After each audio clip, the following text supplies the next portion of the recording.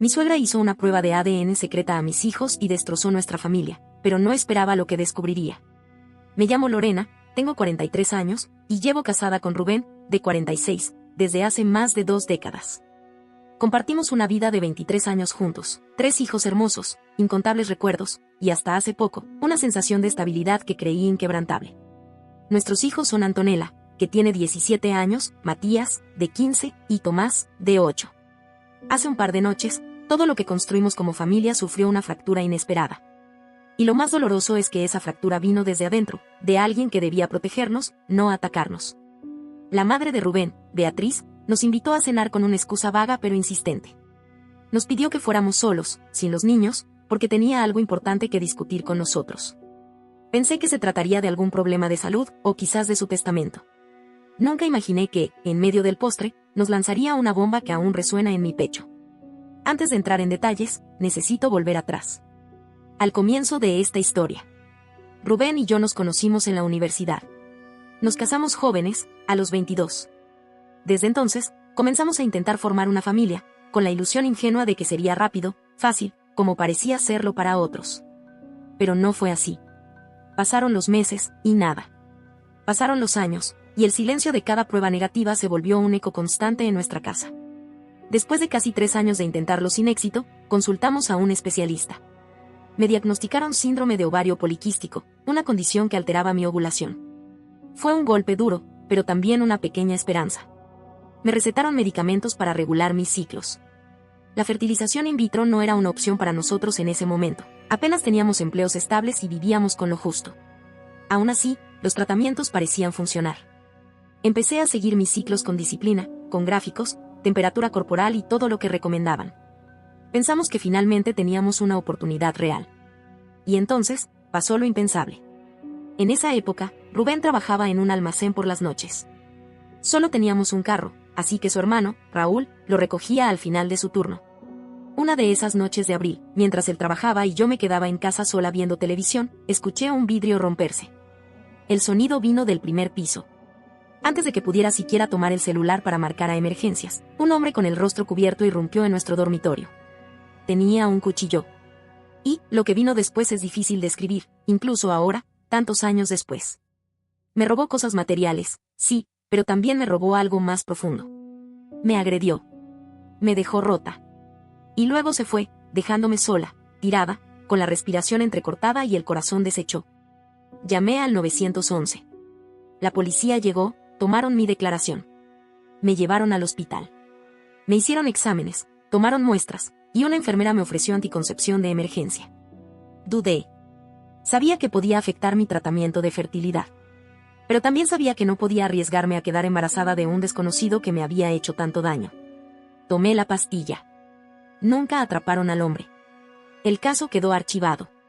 Nadie fue arrestado. Y yo, hice lo único que pude, intenté seguir con mi vida.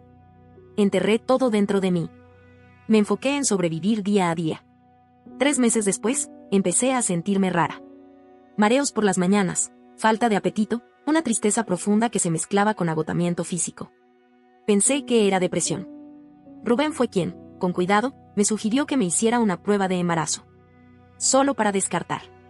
Lo hice, sin esperar nada. Pero cuando aparecieron las 2 líneas, me quedé paralizada. Nos convencimos de que, tal vez, los medicamentos de fertilidad finalmente habían funcionado. Quisimos creerlo. Fuimos al médico, emocionados y nerviosos. Me hicieron una ecografía y el doctor me dijo que estaba de 15 semanas. No de 8, como habíamos calculado según nuestros intentos. Y ahí supe la verdad. El tiempo coincidía exactamente con el ataque. Entré en un estado de shock. Recordé el pequeño sangrado que tuve semanas después de la pastilla de emergencia, que había confundido con un periodo. Mi línea de tiempo estaba equivocada, pero mi cuerpo no mentía. Esa noche, Rubén y yo hablamos durante horas. Lloramos. Dudamos. Le propuse interrumpir el embarazo. No porque no quisiera ser madre, sino porque no sabía si podía vivir con esa sombra encima. Pero Rubén me miró con ojos llenos de compasión. Me dijo que no le importaba la biología. Que ese bebé sería nuestro. Que él lo criaría como suyo, con amor, con entrega, con orgullo. Hicimos un pacto en ese momento. Criaríamos a ese niño. No haríamos pruebas de paternidad. y cuando llegara el momento adecuado, le contaríamos la verdad. No antes. No cuando aún no pudiera comprenderla. Solo cuando estuviera listo. Así nació Antonella. Rubén cortó el cordón umbilical. Fue el primero en sostenerla. Nadie podría haberla querido más. Era nuestra hija. Y aunque su origen dolía, su existencia era luz. Un año después, quedé embarazada de Matías, esta vez de forma natural, rápida, sin tratamientos ni incertidumbre. Eso nos dio una pizca de esperanza. Tal vez, solo tal vez, Antonella sí era biológicamente de Rubén. El margen de fechas no era claro, y nosotros elegimos no saber. Tomás llegó años después. Nuestro pequeño terremoto. Y durante todo ese tiempo, Beatriz, la madre de Rubén, estuvo presente. En cumpleaños, celebraciones, navidades. Nunca preguntó nada. Nunca pareció sospechar nada. Hasta hace 2 años. Una llamada inesperada de la policía cambió todo. Habían arrestado a un hombre cuyo ADN coincidía con varios casos archivados, incluido el mío.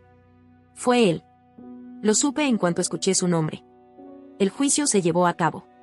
El hombre fue condenado a cadena perpetua. Rubén estuvo conmigo todo el proceso. Antonella y Matías sabían que años atrás había sido atacada durante un robo, pero no conocían los detalles, ni la posibilidad de que eso tuviera relación con la concepción de su hermana. Después del juicio, creí que podríamos respirar. Que finalmente lo habíamos superado. Pero Rubén, en una noche de tristeza y copas de más, le contó a su hermano Raúl lo que no había contado a nadie más, que existía la posibilidad de que Antonella no fuera su hija biológica. Y esa información, como un veneno lento, llegó a los oídos equivocados. Beatriz. Y entonces, sin que lo supiéramos, ella decidió tomar justicia con sus propias manos. La Navidad pasada, Beatriz le regaló a Antonella un kit de prueba de ADN. Solo a ella. Ni a Matías ni a Tomás.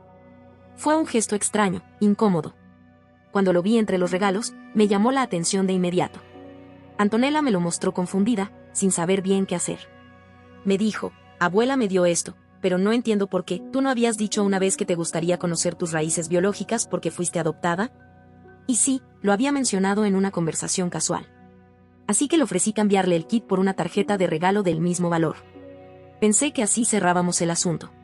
Pero lo que no sabía era que Beatriz ya había dado pasos más allá. Mientras aparentaba ser una abuela más amorosa, tradicional, en realidad había empezado su propia investigación a escondidas. Durante meses, comenzó a hacer preguntas camufladas entre comentarios inocentes. Cosas como, ¿Antonella es muy alta? No, ¿de qué lado de la familia habrá sacado esos genes? Oh, ¿qué ojos tan claros tiene? Qué raro, con ustedes dos tan trigueños. Lo hacía frente a todos, sin disimulo, como si buscara que alguien tomara la pista. Antonella, por supuesto, empezó a notarlo. Me preguntó un día en la cocina por qué su abuela se comportaba tan rara con ella últimamente. No supe qué responder. Fui directa con Beatriz días después. Le pregunté por qué hacía comentarios sobre Antonella. Su respuesta fue simple y vacía. Ay, son tonterías de abuelas. No seas tan sensible, Lorena. Pero no eran tonterías. Un par de noches atrás, Beatriz nos invitó a cenar a Rubén y a mí. Insistió en que fuéramos sin los niños. Que era algo serio. Lo primero que pensé fue que quizás estaba enferma. Algo con su salud. Lo segundo, que quería hablar sobre su testamento. No lo pensé demasiado. Durante la cena, en cuanto terminamos el plato principal, sacó 2 sobres. Uno para Rubén.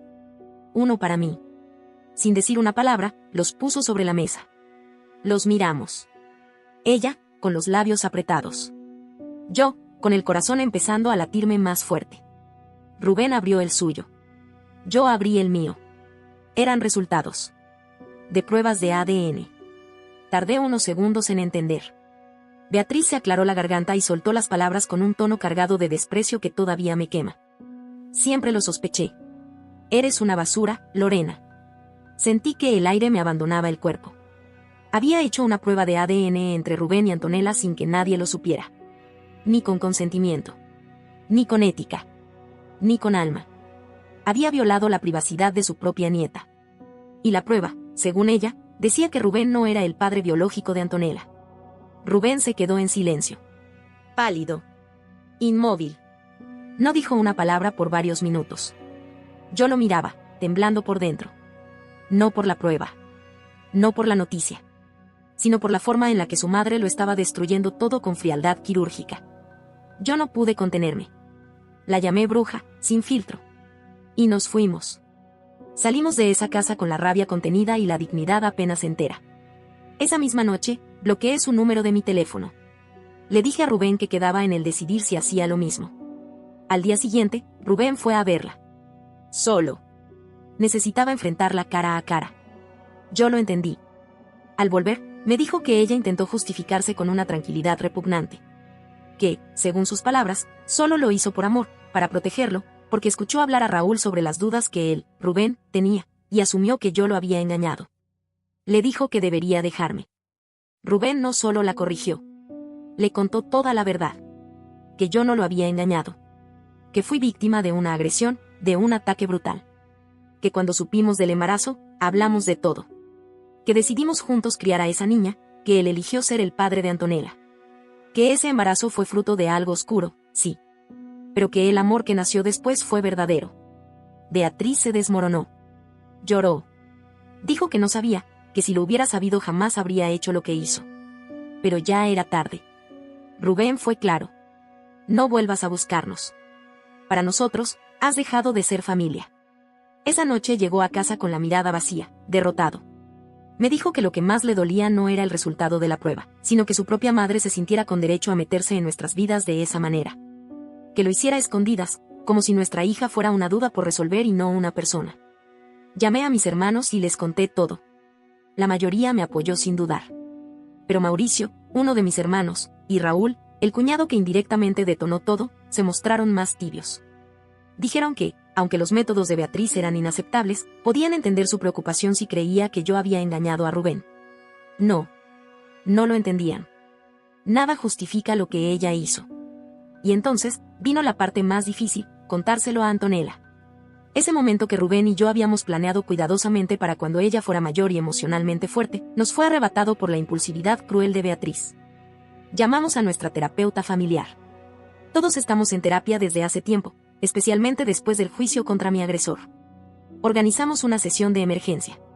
Y aunque me destrozaba tener que hacerlo así, sin preparación, sin contención previa, sabíamos que Antonella merecía la verdad. La sesión con la terapeuta fue difícil desde el primer minuto. Antonella se sentó frente a nosotros con los brazos cruzados, como si ya supiera que algo grave venía. No dijo nada mientras nos miraba, esperando que habláramos. Yo tenía las manos sudadas, y Rubén temblaba apenas en los dedos. Nos miramos por un segundo. Y entonces, sin rodeos, le dije la verdad. Le conté sobre el ataque.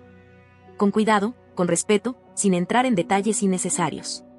Le expliqué que fue antes de que ella naciera, que su concepción coincidía con el tiempo en que ocurrió esa agresión.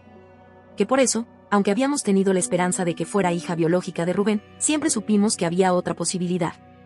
Le conté que tomamos la decisión juntos de tenerla, de amarla, de criarla sin importar lo que dijeran los papeles o la sangre. Que Rubén la sostuvo cuando nació, que fue él quien cortó el cordón, que fue él quien la abrazó por primera vez. Que siempre fue su papá. Le conté que íbamos a esperar a que ella estuviera lista para saberlo. Que nunca planeamos que se enterara así, de golpe. Que nos duele haber sido forzados a hacerlo. Antonella no lloró. No dijo nada durante varios minutos. Solo nos miró, primero a mí, luego a Rubén. Finalmente, su voz quebrada rompió el silencio. No estoy enojada con ustedes. Estoy enojada con ella. Con mi abuela. ¿Por qué hizo esto? La terapeuta le explicó que hay personas que se obsesionan con la verdad biológica y pierden de vista lo que realmente importa. Que Beatriz actuó sin empatía, sin respeto, que lo que hizo fue una invasión grave a su privacidad y a la de toda la familia. Antonella nos miró y dijo: gracias por contarme. Por confiar en mí. Y por amarme como lo han hecho todos estos años. Me quebré en ese momento. Rubén también. Después de la sesión, Antonella empezó a pasar más tiempo con Rubén. Iban juntos a pescar, a trabajar en el auto viejo del garaje. Volvieron a hacer cosas que disfrutaban cuando ella era más pequeña. Esa conexión entre ellos, lejos de romperse, se fortaleció. Con Matías también hablamos. Le contamos lo que había pasado, con un enfoque acorde a su edad. Quedó en shock, pero se mostró protector con su hermana desde el primer momento. Tomás, por su parte, solo supo que Antonella tiene un padre biológico distinto. A su edad, no podía ni debía cargar con más. Poco después, Rubén y yo decidimos hacer una prueba oficial de ADN. No para confirmar lo que ya sabíamos en el corazón, sino para dejar constancia, para evitar que futuras intromisiones pusieran en duda nuestra verdad.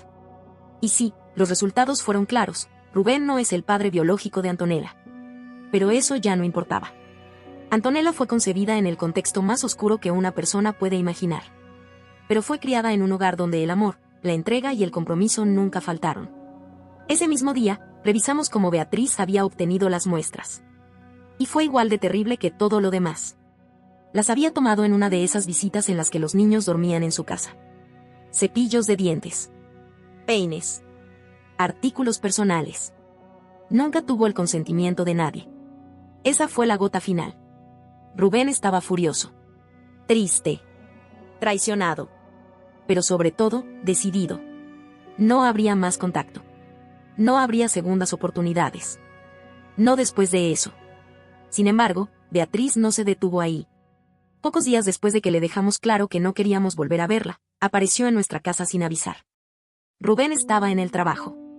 Yo estaba sola con Tomás. Llegó con una canasta de regalo, vino, chocolates, una tarjeta. Golpeó la puerta como si nada hubiera pasado.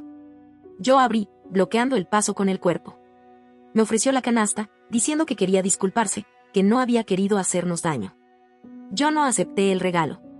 Ni una palabra suya. Le dije, sin levantar la voz, que lo que había hecho era imperdonable.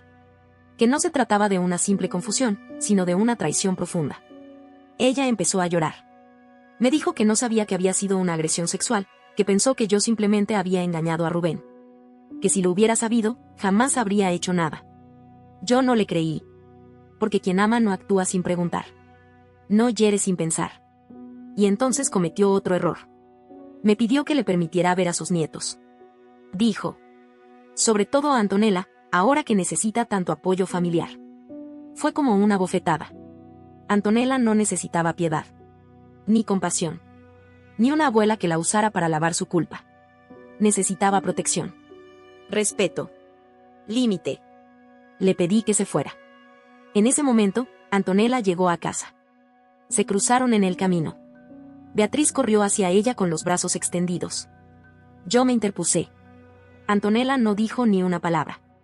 Solo la miró con una mezcla de odio y decepción. Y caminó hacia la casa sin mirar atrás. Esa noche, nos sentamos las tres a hablar, Antonella, Rubén y yo. Nos contó que Beatriz le había estado escribiendo todo el día por mensajes de texto, pidiéndole hablar, pidiéndole perdón, pidiéndole que le escuchara. Le había mandado decenas de mensajes. La ayudamos a bloquear su número. Notificamos a su terapeuta. Y entonces vino otro golpe. Raúl llamó a Rubén. Le dijo que Beatriz estaba destrozada. Que era inhumano no dejarla disculparse. Que no merecía ser apartada de sus nietos. Rubén no aguantó más. Le dijo todo, que Beatriz no solo había hecho la prueba con Antonella, sino que también había recolectado muestras de Matías y Tomás, para compararlos con su padre. Eso no era amor. Era control. Era manipulación. Era una obsesión por el linaje que no tenía justificación. Rubén colgó esa llamada sintiéndose más firme que nunca. Pero el daño ya estaba hecho. Pasó una semana desde el último intento de Beatriz por comunicarse con nosotros. Y cuando pensábamos que ya nada más podía salir mal, ocurrió lo que más temíamos. La violencia emocional que ella había desatado llegó al colegio de Antonella. Una tarde, Antonella volvió a casa visiblemente afectada. Se metió directo en su cuarto, y cuando subí para preguntarle si todo estaba bien, me miró con una mezcla de rabia, vergüenza y dolor. Luego una compañera me preguntó si era cierto que fui producto de una violación. Me dijo, bajando la voz como si decirlo en voz alta le hiciera más daño. Me congelé. Me senté a su lado y le pedí que me contara todo. Según Antonella, una niña con la que tenía poca relación se le acercó durante el almuerzo y, sin siquiera bajar la voz, le preguntó si era cierto que su verdadero padre era un criminal. Otra compañera escuchó. Luego otra. Y antes de terminar el día, varios sabían algo, a medias, mal contado, distorsionado, pero igual de hiriente. Llamamos a la terapeuta de Antonella de inmediato. Y a la mañana siguiente, fuimos al colegio. Nos reunimos con la directora y con el orientador escolar. Les explicamos, sin entrar en detalles gráficos, que había información privada, muy delicada, que alguien había compartido fuera de nuestro consentimiento y que estaba afectando directamente a nuestra hija. No fue difícil encontrar la fuente. Descubrimos que Beatriz había contado todo en su grupo de oración de la iglesia, pidiendo oraciones para nuestra familia por un momento difícil. Una de las mujeres del grupo tenía una hija en la misma escuela que Antonella. Así fue como se filtró. Rubén estaba furioso. Esa noche, la llamó. Fue la única vez en toda esta historia que lo escuché gritar por teléfono. Le dijo que había destruido algo que no le pertenecía. Que había violado la dignidad de su nieta. Que no tenía perdón. Le advirtió que si volvía a contactarnos a nosotros o a cualquiera de nuestros hijos, solicitaríamos una orden de restricción legal. La respuesta de Beatriz no fue pedir perdón. Fue enviar un correo masivo a toda la familia. Se pintó como una víctima. Dijo que nosotros la habíamos alejado por decir la verdad. Que estábamos manipulados. Que yo, como sobreviviente de una agresión, no era emocionalmente estable y estaba influenciando a Rubén contra su propia madre. El correo fue largo, lleno de excusas, frases religiosas, referencias a lo sagrado de la familia. Pero no hubo ni una sola línea donde asumiera culpa. Ni una sola vez dijo lo siento. Varios familiares no respondieron. Otros nos escribieron en privado, dejándonos en claro que no estaban de acuerdo con lo que ella había hecho. Pero una persona sí respondió a favor de Beatriz, Marta, la esposa de mi hermano Mauricio. Me reenvió el correo con una nota al final. Sé que están dolidos, pero me parece que están siendo muy duros. Beatriz es una mujer mayor, actuó desde el amor, por proteger a su hijo. Todos cometemos errores. Respiré hondo. Pensé en ignorarlo, pero no pude. Le respondí con calma. Le expliqué exactamente lo que había hecho Beatriz, cómo había obtenido muestras sin permiso, cómo había traicionado a Antonella, cómo había propagado la historia. Y cómo su nieta había sido acosada por rumores gracias a su amor de abuela. Le pregunté si se sentiría igual si eso le ocurriera a su hija. Marta me respondió 2 días después, avergonzada, disculpándose y reconociendo que no conocía todos los detalles. Poco a poco, la verdad fue saliendo a la luz. Y eso nos dio la fuerza para seguir adelante. Mientras todo esto ocurría, Antonella mostró una madurez que me hizo sentir profundamente orgullosa. Dijo que aunque había sido horrible enterarse de esa manera, ahora entendía por qué tenía el cuerpo que tenía, por qué era tan distinta físicamente a nosotros. Pero también dijo algo que me marcó. Mi sangre no define quién soy. Mi historia no me avergüenza. Mi papá es Rubén. Punto. Y así fue. Rubén, por su parte, empezó a desmoronarse en privado. Yo lo escuchaba llorar en la ducha, a veces en silencio, otras con sollozos que me partían el alma. Una noche, después de acostar a los niños, me preguntó si alguna vez imaginé cómo habría sido nuestra vida si aquel ataque nunca hubiera ocurrido. Le dije que no me permitía pensar en eso. Porque si ese horror no hubiera ocurrido, no tendríamos a Antonella. Y no podía imaginar mi vida sin ella. Rubén me abrazó. Me dijo: ella es mi hija. Siempre lo ha sido. El ADN no cambia eso. Pero odio a ese hombre. Y odio que mi madre haya hecho que Antonella se sintiera como si no perteneciera a esta familia. Desde entonces, nos enfocamos en lo que importaba, reparar lo que aún estaba en nuestras manos. Establecimos más límites. Matías empezó a mostrarse mucho más protector con su hermana en la escuela. Tomás, sin entender todo, simplemente se acercaba más a ella. Como si supiera que la necesitaba cerca. Y mientras nosotros intentábamos recuperar un poco de normalidad, Beatriz no se detenía. Seguía buscando formas de contacto. Llamadas a través de otros familiares. Mensajes indirectos. Incluso intentó enviar regalos. Los rechazamos todos. Fue entonces cuando, por consejo del abogado, decidimos reunir toda la documentación, los mensajes, los testimonios, las pruebas. Porque la amenaza de una demanda por derechos de abuela empezó a sonar en el aire. Y eso nos obligó a prepararnos para la peor cara del conflicto, la legal. La amenaza se volvió realidad. Un mes después, Beatriz presentó oficialmente una petición legal para obtener derechos de visita con nuestros 3 hijos. La demanda llegó por correo, firmada por un abogado, con un lenguaje frío, lleno de términos legales que reducían nuestros vínculos familiares a artículos y cláusulas. Según ella, su contacto repentino y forzadamente interrumpido con sus nietos le estaba causando daño emocional a los niños. Alegaba que había sido parte activa de sus vidas desde pequeños y que su ausencia repentina era perjudicial para su bienestar. Rubén y yo estábamos entre indignados y agotados. Consultamos con una abogada especializada en derecho familiar. Fue directa. En nuestro estado, los abuelos pueden solicitar visitas legales solo si demuestran que su ausencia perjudica el desarrollo emocional del niño. Pero eso no era fácil de probar. Le entregamos todo lo que teníamos: mensajes, la carta de Antonella, capturas de los textos, pruebas de la filtración de la historia en el colegio, las conversaciones donde nos culpaba, y sobre todo, el testimonio de lo que hizo sin consentimiento con las pruebas de ADN. En paralelo, descubrimos que Beatriz había seguido intentando contactar a Antonella. No por los canales tradicionales, ella estaba bloqueada en todos los teléfonos, sino a través del número de una compañera de clase. La chica se llamaba Daniela, y le prestó su teléfono sin saber lo que ocurría. Beatriz aprovechó para escribirle a Antonella desde ese número. Le mandó mensajes diciendo que no debía dejar que la manipulación de sus padres la alejara de su verdadera familia. Incluso le pidió que se encontraran en secreto en un centro comercial para poder hablar con libertad. Antonella nos lo contó con lágrimas en los ojos. Estaba asustada. Sentía culpa por no habérnoslo dicho antes, por miedo a que todo se pusiera peor. Rubén la abrazó tan fuerte que pensé que se romperían. Le dijimos que no había hecho nada malo. Que quien cruzó la línea una y otra vez fue su abuela. Volvimos a reunirnos con la escuela. El equipo directivo fue ejemplar. Hicieron un comunicado interno para que ningún estudiante prestara teléfonos o hiciera de intermediario en temas personales. También reforzaron la atención psicológica para Antonella, y ella aceptó hablar con la orientadora de forma regular. Poco después, Raúl vino a nuestra casa. Nos pidió hablar a solas. Fue la primera vez que lo vimos realmente quebrado. Admitió, con la voz temblando, que él había ayudado a Beatriz a obtener las muestras de ADN. Dijo que ella lo había manipulado, que le pidió ayuda para tranquilizarse porque tenía dudas, que le prometió que sería confidencial, que solo quería saber si Rubén era el padre de todos los niños.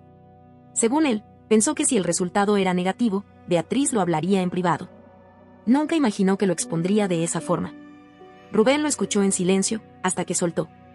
No me importa si pensaste que era inofensivo. Me traicionaste. Traicionaste a mi hija.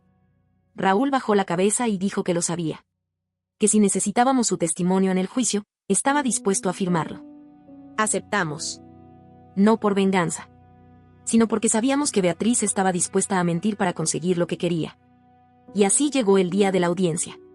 La sala de la corte era pequeña, blanca, con ese olor a papel y nervios que solo los tribunales tienen. Beatriz se presentó con su abogado, bien vestida, cabizbaja, con ese aire de víctima ensayada que ya le conocíamos. Su abogado argumentó que ella había sido una abuela presente toda la vida. Que había cuidado a sus nietos, compartido con ellos, y que su exclusión repentina era injustificada. Cuando fue su turno de hablar, Beatriz dijo que solo había actuado por amor. Que su instinto le decía que algo no cuadraba. Que solo quería proteger a su hijo. Que su intención jamás fue hacer daño. Nuestro abogado fue conciso. Expuso la prueba de la toma no autorizada de ADN, las consecuencias emocionales para Antonella, el acoso escolar producto de la filtración de información íntima. Y los mensajes donde intentaba manipular a nuestra hija para que se viera con ella a escondidas. Y entonces, presentamos el testimonio más importante, la carta de Antonella. La escribió sola. No nos dejó leerla antes. En el documento, Antonella decía que amó a su abuela durante muchos años. Que compartieron momentos hermosos. Pero que lo que hizo la destruyó emocionalmente, la hizo sentir como si su existencia fuera una vergüenza. Que no quería volver a verla. Que no se sentía segura con ella. Y que ser su abuela biológica no le daba el derecho de invadir su vida. El juez no necesitó más. Negó la petición de derechos de visita. Dijo, con tono firme, que las acciones de Beatriz mostraban una falta de juicio, de límites, y de respeto profundo hacia el bienestar emocional de sus nietos. Emitió una orden de restricción temporal por 6 meses, prohibiendo cualquier tipo de contacto. Beatriz se desmoronó. Lloraba. Suplicaba. Nos gritó mientras salíamos de la sala que cómo podía su hijo hacerle eso a su propia madre. Rubén no la miró ni una sola vez. Fuera del juzgado, Raúl estaba esperando. Nos dio un apretón de manos, sin palabras. Fue su forma de decir, lo siento. Esa noche, Rubén y yo hablamos largo. Hablamos del daño, de los meses de angustia, de cómo todo esto nos había desgastado. Pero también reconocimos algo que parecía impensable al principio, nos habíamos fortalecido como familia. Antonella y Rubén estaban más unidos que nunca. Matías había crecido en valentía. Y Tomás, con su inocencia intacta, nos recordaba cada día que la sangre no hace familia. El amor sí. Hoy seguimos adelante. Con cicatrices, sí. Pero también con certeza. Certeza de que hicimos lo correcto. Certeza de que nadie, ni siquiera una madre, tiene derecho a entrometerse en la vida de otros con tanto egoísmo. Y certeza de que, pase lo que pase, nos elegimos. Cada día. Con ADN o sin él. 6 meses después de la audiencia, la orden de restricción contra Beatriz expiró. Durante los días previos, Rubén y yo discutimos qué hacer. Si debíamos solicitar una extensión, si valía la pena seguir alimentando el proceso legal, si había un riesgo real de que ella reapareciera. Finalmente decidimos no renovarla. Había estado en silencio todo ese tiempo. No nos había contactado ni directa ni indirectamente. Y si lo hacía otra vez, entonces sí tomaríamos medidas más definitivas. 2 semanas después, recibimos una carta manuscrita. No venía por medio de abogado. No llevaba membrete ni sello formal. Era un sobre blanco, con la letra temblorosa de Beatriz. Estaba dirigida a los dos, a Rubén y a mí. La abrimos con cautela. Por primera vez desde todo esto, su mensaje no contenía justificaciones, ni excusas, ni dramatismos. Solo una disculpa. Nos dijo que había empezado terapia tras la audiencia. Que su terapeuta le había ayudado a entender la gravedad de sus actos. Que ahora, por fin, veía cómo su necesidad de tener el control la llevó a arrasar con todo lo que amaba. No pidió volver a vernos. Solo escribió que entendería si nunca más volvíamos a permitirle un espacio en nuestras vidas. Al final de la carta, nos pidió que por favor le hiciéramos llegar una nota a Antonella. Un mensaje donde reconocía el daño profundo que le había causado. Donde le decía que no hay arrepentimiento que repare una traición tan grande, pero que esperaba que algún día, si ella así lo decidía, pudieran tener una conversación. Rubén y yo tardamos varios días en decidir qué hacer. Finalmente, una tarde de domingo, sentamos a Antonella en la sala y le mostramos la carta. Ella la leyó completa, con el ceño fruncido, pero sin lágrimas. No dijo nada al principio. Se quedó mirando el papel largo rato. Después, nos preguntó: ¿Ustedes creen que es verdad todo lo que dice? Le dijimos que no lo sabíamos. Que no teníamos forma de comprobarlo. Que lo único que importaba era cómo ella se sentía y lo que ella decidiera hacer con esa información. Antonella pensó un momento más, y dijo: No estoy lista. Tal vez algún día. Pero no ahora. Entonces nos pidió si podíamos escribir una respuesta en su nombre. Solo una línea, simple. Gracias por tu carta. Agradezco tus palabras, pero necesito más tiempo y espacio. Eso hicimos. Y desde entonces, no hemos vuelto a saber de Beatriz.